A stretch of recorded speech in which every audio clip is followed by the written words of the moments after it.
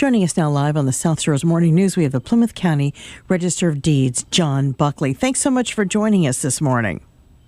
Good morning, Christine. Thanks for having me on the show. Absolutely, and I know that we just finished up the first quarter of the year, and I know we were looking at some of the sales and the real estate numbers here in Plymouth County, and it looks like March sales a little bit lower, and there's still some uncertainty on the horizon.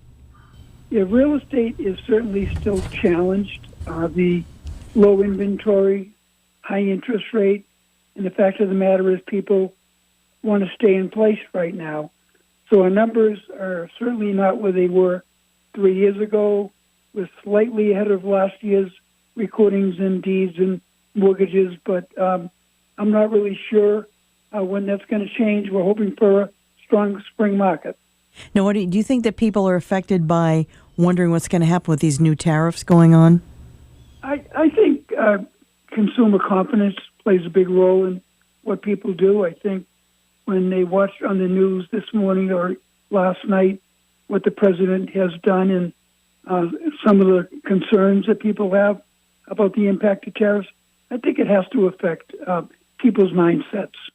Now, it's interesting with one of the numbers that we've talked about for quite a while that does not remain the same or lower, and that's the average sales price, because that hasn't dropped.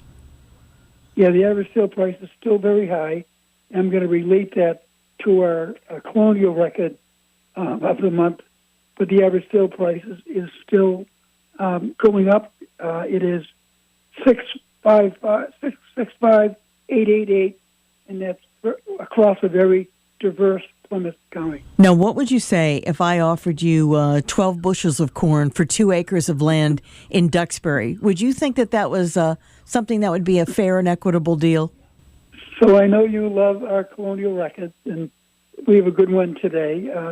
Since the Plymouth 400, we've always put out one of the Plymouth colony records, and this one is certainly very interesting because in 1644, a fellow by the name of John Holmes of Plymouth sold to Experience Mitchell of Duxbury an adjoining piece of property for 12 bushels of corn.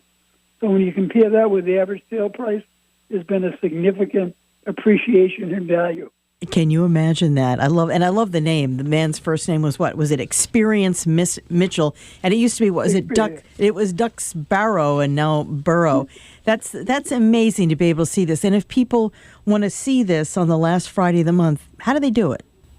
Well, we did have some visitors last month, so I encourage people to come. It is the last Friday of the month, which this month will be April 25th from 9 to 3.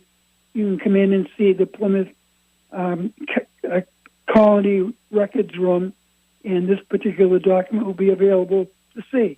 So we invite you to come to our building at 50 Overy Street and come see our colonial records. That is terrific, and we appreciate you joining us so much. Again, that's John Buckley, the Register of Deeds here in Plymouth County. Thanks again.